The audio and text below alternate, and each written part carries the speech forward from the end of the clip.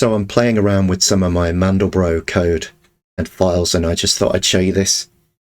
In this folder we have 600 frames. That's 10 seconds of footage at 60 frames per second, and it took about 27 minutes to generate these.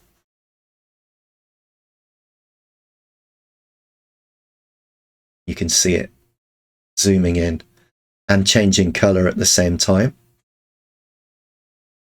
But then the frames go from 0 to 599. Then there's some old stuff in the folder. I start with a really low max iterations of just 100, and then increase it by 2 each frame with an absolute maximum of 3000, which is a bit low for rendering the really deep zoomed stuff. But there's a bit of a time trade-off.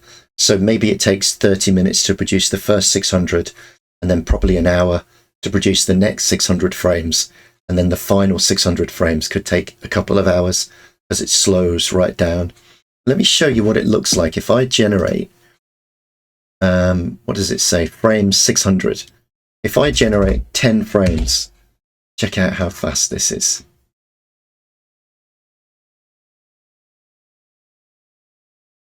So this is generating the first 10 frames. How's that? That's 10 frames. And the other thing that's really cool is at the end, I make an os.system call in Python, and it tells FFmpeg to compile all the frames into a video. And because now it's a right old mix, but because there's some of these and some of these, this is what you get. It looks good for 10 seconds. Looks great, actually. And then it goes horrible.